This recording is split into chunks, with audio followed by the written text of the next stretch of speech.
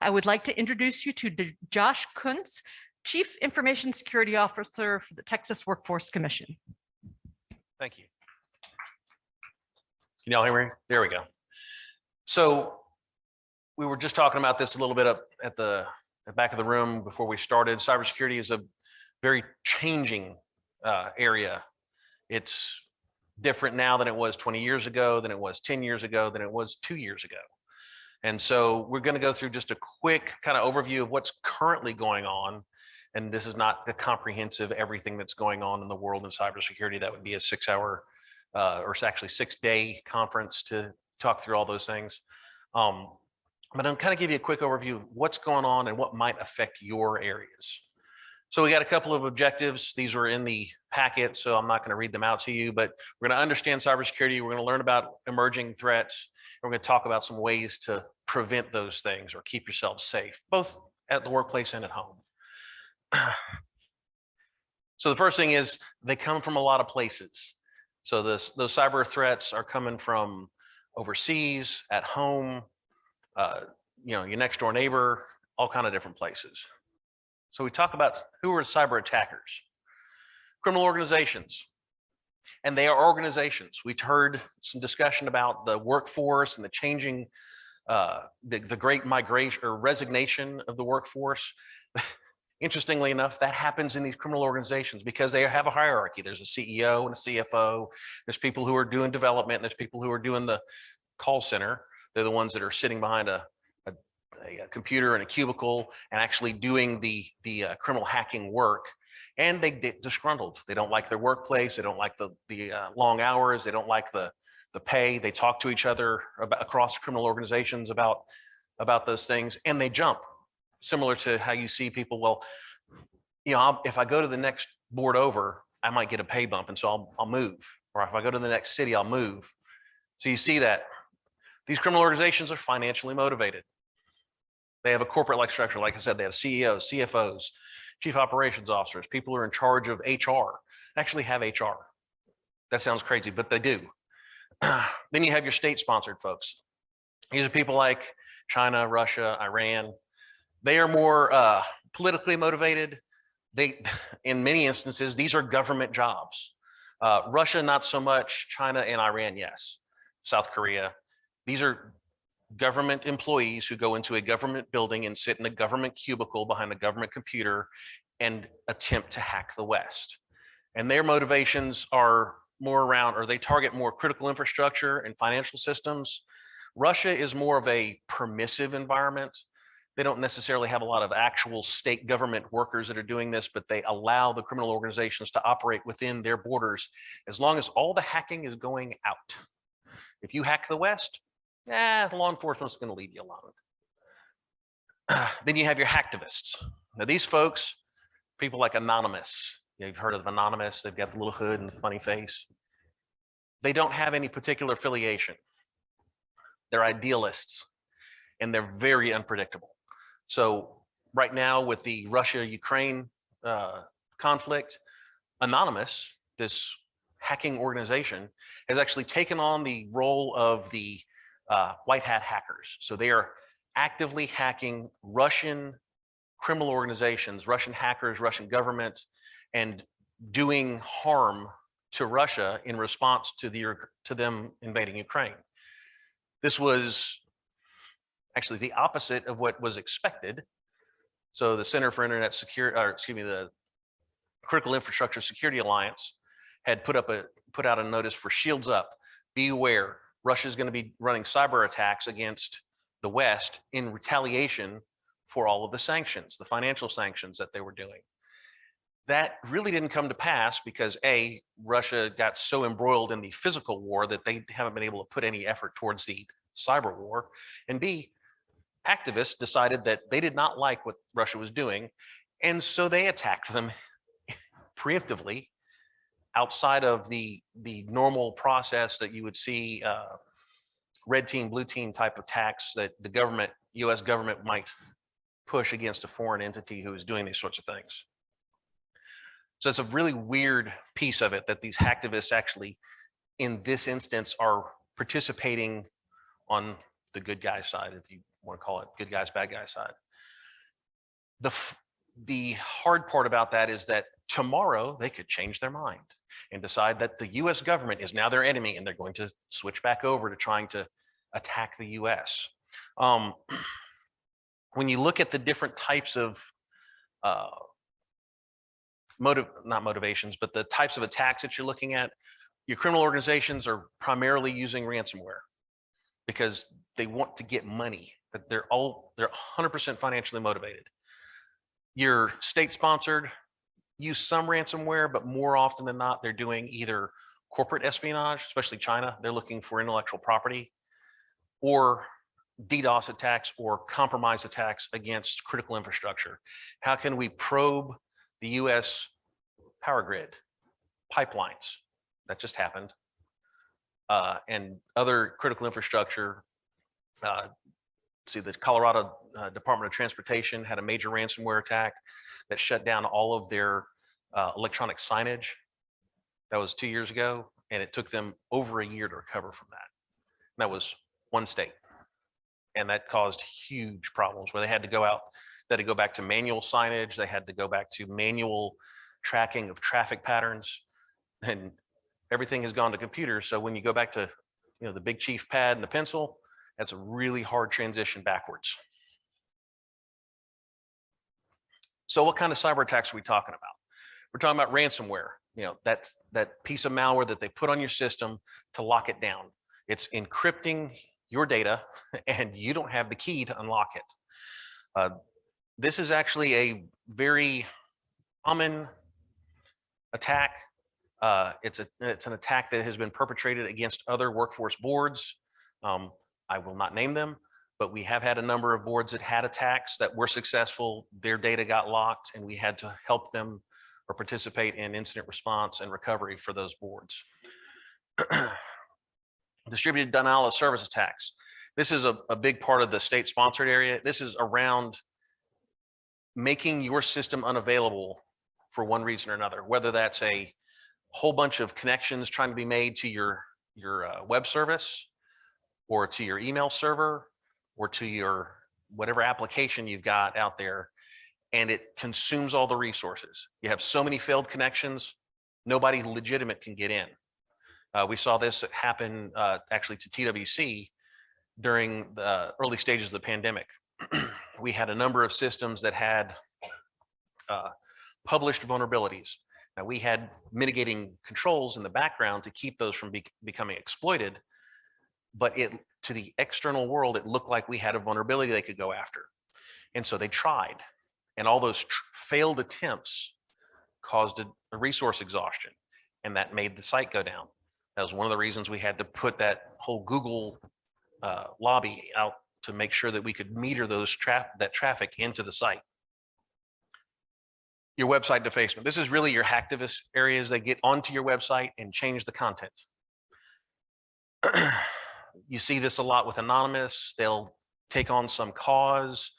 They will attribute a particular government entity to whatever atrocity they've come up with in their mind for that day, and they will attack that site and see if they can get in and change the content for whatever the thing is that they're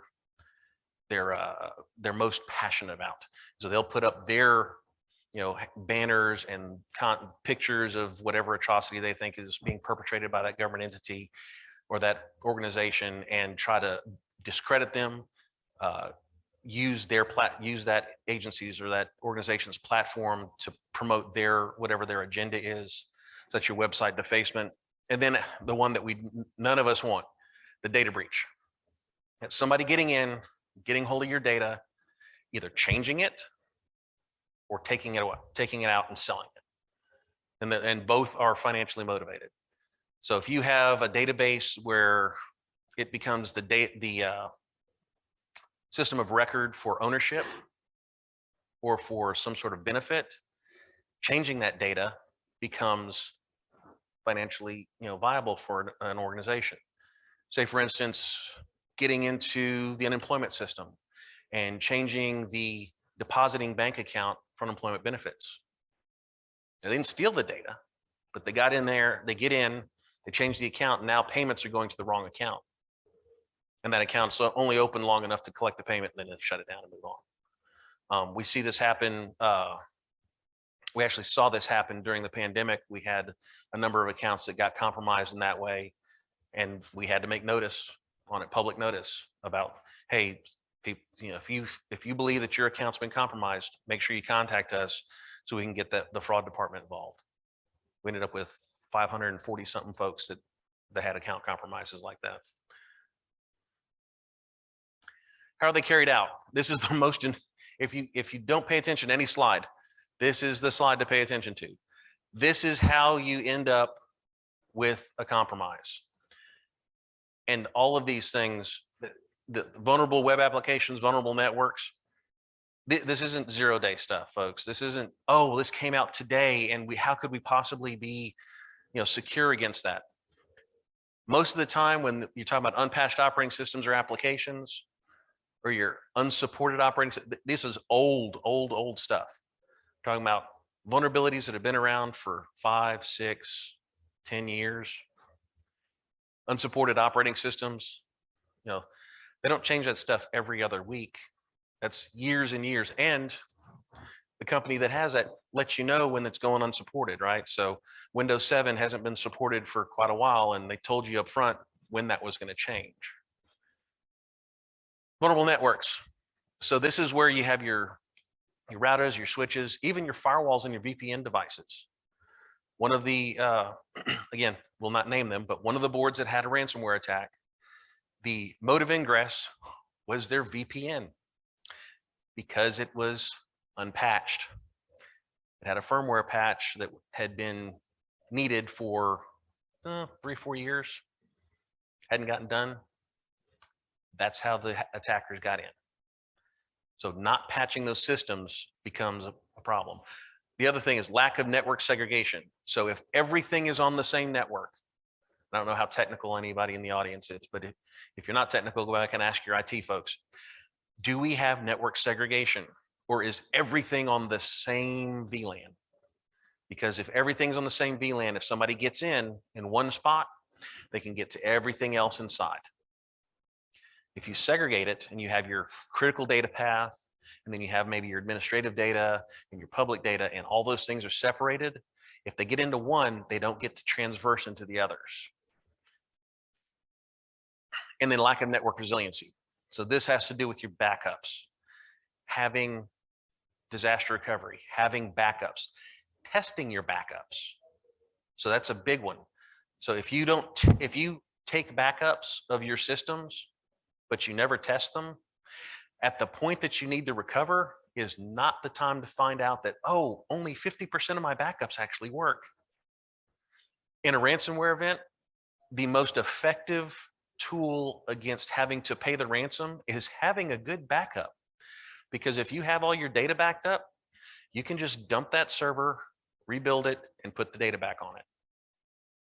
So we have seen both varieties. We've seen ransomware events in which they did not have good backups and they had to pay. And we've seen ransomware events where they did have good backups and they told the ransomers to stick it. We're just going to rebuild our systems. And then this is the one that's the hardest to deal with, the human error. People click on stuff. They'll open an email, they'll click on a link, they'll get curious. The single largest malware event I had to deal with at another state agency was because someone opened an attachment in a email that was not intended for them. Attackers sent out an email. It looked interesting. Hey, there's a complaint against your organization with the Better Business Bureau. Click here on this file to view the complaint. There are a couple of problems with that. One, it was not this individual's job to deal with complaints, but they were curious. Two, we were a state agency. We are not beholden to the Better Business Bureau. There would not be a complaint. If you want to complain about a state agency, you go to the state auditor's office. But they were curious, and so they opened the file, and the file had malware, and the malware spread to their computer, and then to the file share, and then to more people's computers.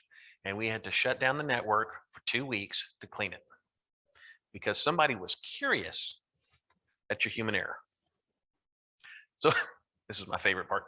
So in this corner, we have all of the things we spend all the money on, right? Your firewalls and your IPS and your IDS and your logging systems and your SIM and your, all that cool toys that your IT people say they need to keep the network safe. And over here is Dave, and Dave will click on anything, and Dave will cause an incident without even blinking. So what can we do? The first thing is vulnerability assessments. You cannot fix what you cannot find. And willful ignorance is not an excuse. Well, I didn't know. Well, that doesn't play well when you get hacked. I didn't know is not the answer you want to have to give your CEO, or you want to have to give me when it comes to, we had a ransomware event and all of the data that you give me got compromised. It's not a good place to be in. So once you do the vulnerability assessments, you have to put together a plan. It doesn't have to be immediate, but you need a plan. If it's, well, we'll fix these critical things in the next 30 days, and we'll fix the high things in the next 60 days, and then we'll fix the medium things in the next 120 days. Whatever the plan is, create a plan so that you know when you're going to fix things. Because the last thing you want to have happen is, while you're fixing, you end up with a hack. And then you have to come up with a crash plan. How are we going to fix it all right now? So if you have a plan, you say, look, this is the plan, we're working the plan, we're moving forward. You don't want to get caught in an audit or caught by an attacker and then not have a plan to get out of it. IT systems currency, this is a big one. We talked about this and having unsupported operating systems, unsupported network hardware, unsupported server operating systems, unsupported desktop operating systems. You got to have a plan on a recurring basis, whatever that is. I'm going to replace workstations every 5 years. I'm going to replace servers every 6 years. Network gear, based on the, whoever you're using. We use Cisco, so Cisco publishes the end of support, end of life schedule. We follow that. Okay, I know that it's going to go into support in 2024. That means this biennium, because we're state, we got a budget biennially, I'm going to plan on having to replace that. So you put together a plan and you look ahead. How long is this thing going to last? And when do I need to replace it? That's not just your hardware, that's also your software. Same thing. If you're using Microsoft for servers or desktop stuff, they publish when is that stuff going into support. And when is it, okay, so now we're going to have support, then we're going to go extended support, and then like the extended support, and that stuff costs more than just replacing it. And then it goes in completely out of support. But you know that they have a schedule. Follow that stuff, put it on your plan, budget out years in order to keep current so that you don't end up with the lowest hanging fruit. You notice on none of this is advanced. I'm not talking about getting the newest, coolest laser guided missile defense, cybersecurity hardware. We're talking about keeping current on patching and hardware and systems, applications, because that's the stuff that bites you. We're not DOD. We're not the NSA. Our data is not worth spending a tremendous amount of money to go after. But if you make it easy, they will go after it. And that's the thing, is not being the lowest rung on the ladder. If you're the easiest target, it doesn't matter what your data is. They're going to try. I mean, they'll go after it just because. So once you establish that frequency, create the plan to meet the goal. Then your third-party vendor management. This has become a big buzzword. Supply chain management. This isn't just, oh, I can't get baby food to the grocery store shelves. This is about looking upstream. If you have a vendor who's providing you a service, not only do you need to make sure that that vendor is doing their due diligence to secure the data that they are collecting or providing you on your behalf as your agent, you need to ensure that they are looking upstream. Who is providing them support who's providing them hardware, who's providing them software, applications, hosting. If you're lucky, they're using an already certified service. Like if they're using a cloud service, it's already AWS or Azure, Google, one of the big ones, you've got a pretty stable supply chain. If they're using mom and pop's cloud services, you might want to take a deeper look at that and see what's going on. Looking upstream has now become a requirement. The new NIST 853 Rev 5 created a whole new set of requirements about supply chain. And that's exactly that, looking upstream. Who is supplying my supplier's supplier? Now the DoD's been doing this forever. They go all the way up to the raw material suppliers. We're not asking to do that, but you got to go a couple of layers up and say, okay, is the vendor that I'm bringing in to do sensitive work for me paying attention to security in their own shop? Are they paying attention to the security of the people who supply them with the goods and services they need to supply me with the services that I'm paying them for? And do I have it in the contract? That's a key piece. If it's not written, it doesn't matter. I don't care what the sales guy promised you over lunch. None of that matters if it's not in the contract. And so making sure that you have security terms in the contracts that you sign with your service providers is key. So additional things, network hardening. We're talking about firewall and intrusion prevention systems. This is basic network stuff. That network segregation, we talked about not having everything in one big bucket, slicing it up so that if you have, and I'll say this for the benefit of the IT folks, I promised them when we were doing tag group meetings that I would say this in front of any CEOs that they have for the boards. It is not if you get hacked, or attacked, it's when you get attacked. You will get attacked at some point. And if you've done a really good job of limiting the target profile, the attack will be minimal. If you have not done a good job of limiting your attack profile, your threat profile, the attack will have a huge effect. Multiple systems will get compromised, ransomed, breached, data exfiltrated. If you can do some of these things like segregate your network, the DDoS prevention is something you get. This is a contractual item with your internet service provider. It's an extra service.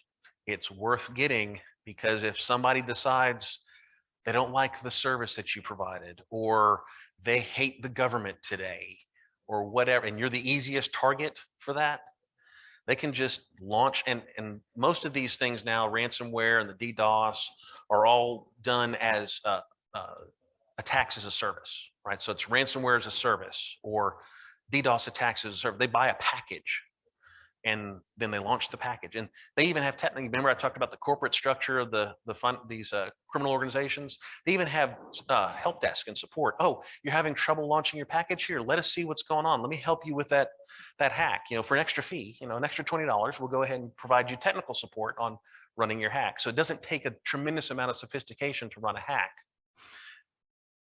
So this is cheap insurance on keeping your systems up, especially if you have a web presence. And then your system backups, we talked about this. Backup to offline storage. It doesn't help if you back up to the same system that you run on and that whole system gets crashed. Your backups are also crashed.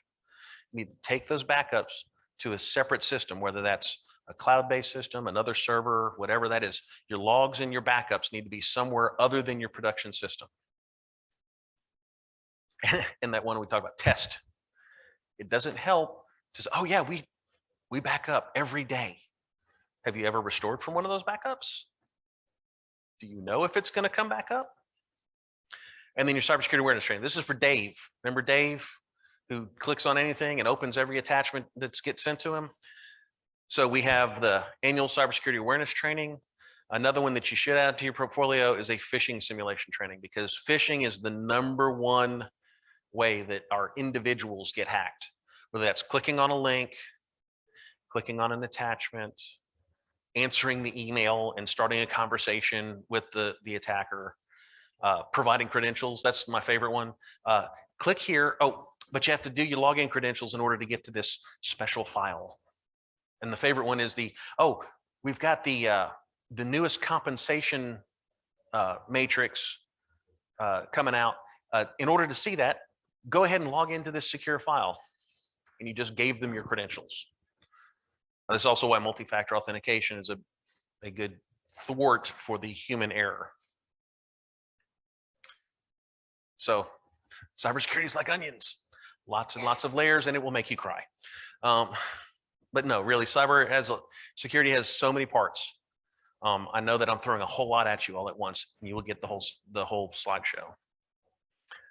So you need to put together a cybersecurity program. And we've talked about this at the tag meetings, talk about it again. You want to identify your critical data systems. Excuse me, why is that backwards? Adopt a framework and establish policies. We have a framework. It's the Texas Cybersecurity Framework. We assess you on the Texas Cybersecurity Framework every 2 years. We've established that that's the framework, but you need to establish policies that go along with that. And the policies need to be pertinent to your organization, your organizational structure, the type of systems that you have, the type of network that you have, the processes that you use within your organization. Those policies, we provided I gave you my manual, but my manual is based on my policies and my processes and the fact that I have like federal data. And so they're really, really stringent, and they probably don't apply 100% to everybody, but there was a good framework for you to start from. So adopt those policies and create them into your own. Identify those critical data and systems. What are the things that you need to protect? Put security controls on those systems. Ensure your security is part of your contracting, because we outsource so much. If you don't make sure that you have security and contracting, you're only covering half of your assets. Implement some way to detect, right? This is either some sort of logging, some sort of security incident and event monitoring, something to find out if you're having a problem. It doesn't help to put all this stuff in place and say, well, it must be secure, and walk away. You have to check. That's that monitoring part. And then plan for an incident. Like I said, it's not if you get attacked, it's when you get attacked. And if you have a good plan in place in order to respond to that, and you do tabletop exercises to check out scenarios and talk through things with your team, that'll make it easier when you actually have to respond to an incident. And you're not trying to make those tough decisions on the fly, because that's when mistakes get made. Plan for systems recovery. So that means you have to plan for, our system got hacked. How do I bring it back up? How do I dump that server that I no longer trust because some malicious actor's been in it or ransomed it and it's locked up and I need to dump it and start over? How do I do that? Who do I contact? Are all those contacts on the server that you just got locked up? Or do you have a paper list of, hey, these are my vendors and this is how I get this stuff put back together? And then measure your program. Now, for this one, I help with this. Every 2 years, we're going to come through and measure your program based on the Texas Cybersecurity Framework. 2 years ago, or a year ago, we finished up doing the baseline, right? Everybody got assessed for the first time. There was much wailing and gnashing of teeth. Oh my gosh, like, whoops. I can't believe that y'all, this is happening. And once we got over that, we said, okay, here's where we are. Nobody got, murdered for it. Nobody got strung up. We didn't publicly shame anyone.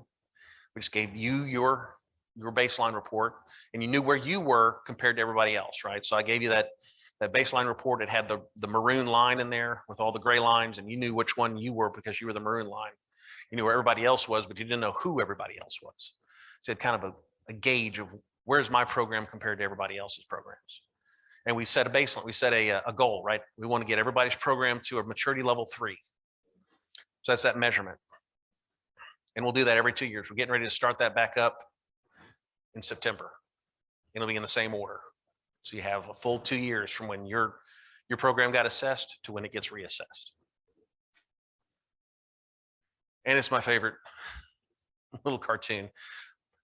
you have to plan security. It doesn't just happen. I cannot tell you the number, and in the back, you probably can't read this, but they're talking about hey, for this project, we need to do some security. And the project guy says, we'll deal with that later. We got to just get started. And then they say, hey, the project's nearly done. You might want to do that security audit. We really don't have the budget and time for that. And then the project launched. Hey, we really should do the security audit. Don't worry about it. Everything's running. And then the site's down, we're hacked. How did you let this happen? It doesn't happen by accident. You have to be intentional about your cybersecurity and your cybersecurity program. So there are additional resources. There is the Texas Information Sharing and Analysis Organization, Texas ISAL, and like I said, you'll all get this presentation. Their site here. I highly recommend joining this organization. This is how you get more information like what I'm sharing with you today. There's the Center for Internet Security Multi-State Information Sharing and Analysis Center. The CISA has a lot of good information. There's a Cybersecurity Infrastructure Security Agency. This is the federal agency associated with DHS, and they have a lot of good documentation information. And then Texas Department of Information Resources have templates, a red book for response. We talked about doing an incident response. They have an incident response red book template. So you can take that and just make modifications and adopt that as your own. You don't have to do it from scratch. None of this stuff you have to do from scratch. If you go to these different organizations, they all have templates, especially CISA. CISA is DHS. DHS has all the templates you could make your eyes bleed, the number of templates and flow charts and all kind of stuff you can come up with. DIR's got policy templates, procedure templates. They've got the incident response plan templates. All of that stuff is readily available for y'all to use as a resource to grow your programs. With that, any questions? I think I finished on time. I've stunned you all. Yes, sir. She's going to come with a microphone so everybody can hear you. So I'm a TWC employee, Division for Vocational Rehab. I have a kind of a basic question, but anyway, so we use VPN a lot in order to get into certain systems. And they talk a lot about not having a lot of bandwidth these days. So our bandwidth is being strained, everybody on Teams and that type of thing.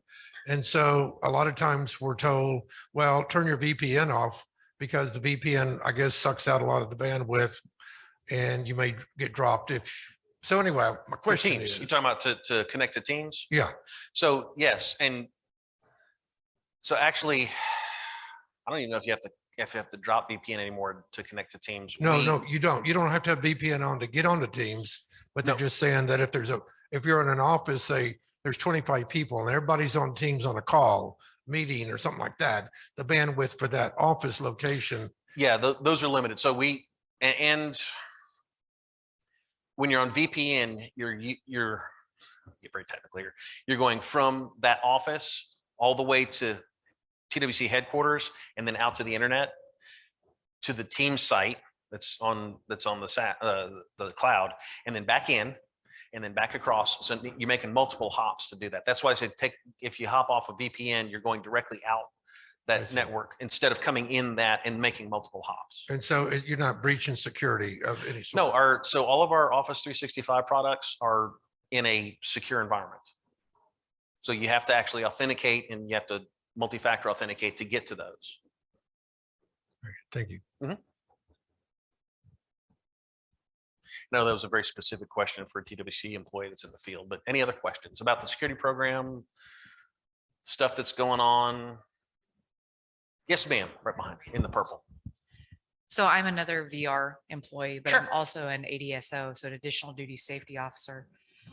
I know we have to do yearly cybersecurity, but this seems like something that would be good as we do quarterly safety trainings, that cybersecurity safety would be something we could potentially do. Are there resources we could share at a field level for people that are like getting on the internet, like our big technical thing, like we're not educated like you are? What other resources we can share on a lower level? Is that a Absolutely safe way to say it? So if you go to the since you go to the intranet and you go to the intranet page, and on the right-hand side, there's a list of quick links, and one of them cybersecurity that takes you to my page. And under resources, we have all of the trainings that we've done. So we do a quarterly cybersecurity clinic. There's different topics, and we record all of them through Teams now because we're doing all the Teams things. And they are, and the ones that were pre-pandemic that we did in person, all the PowerPoint presentations are there. So we have all those trainings available, all the different ones that we've done: phishing, internet security, phones, cyber safe summer, lots and lots of different. But we do quarterly cybersecurity trainings for that. Yes, ma'am. She's gonna bring it. Not a question for you, Josh, but maybe another resource. Dr. Andrea Rojardo from Alamo. So we've talked quite a bit. So I'm the Chief Information Officer for the Alamo region. And for the last 2 years, we have laser focus on cybersecurity. We actually did have an incident back in 2020. And so working through that process and the incident response, one of the biggest lessons learned was the security awareness training that we do monthly. We procured from a vendor called KnowBe4. There are lots of different ones. BE4, and it's our IT director basically just rolls out that random monthly training to all of our users. We have about 350 users total, including contract staff. And it's just sort of, they send random phishing emails, they'll send attachments to click on. And we have a little button that's built into our Outlook now where if we think anything is phishing or spam, you can click it. Sometimes it says congratulations. And I'm like, oh, he didn't get me this time because he tries to get me really good. So, but those are done on a monthly basis. And we've taken the additional step of making it required in addition to our annual TWC. And if folks don't complete that on schedule, with a warning that it's coming up, we will revoke their access until they complete it. The same way that you would with like an email violation or something like that. It's extremely serious. I wasn't going to out you. You can self-report, but I will never out. Any other questions? All good questions, good resources. And if you have, I don't know how many of you use Office 365, depending on the license type that you have, they have a phishing simulation module in that license. I know we have an E5 license that comes with that. I don't know if I'm not a Microsoft Office 365 salesperson, so I don't know which levels have that, but they do have that as a product. KnowBe4, Lucy. There's quite a few of them out there that have different. SANS does some trainings. There's lots of those things where you can do mini trainings along the way. But yes, in addition, make sure to check out our SharePoint from the intranet, and that has all of our previous trainings, and you can bring those up in team meetings or however you'd like to do that. Other questions? I know I'm standing between you and the door, so not literally because the door's back there, but or you in going home. So other questions?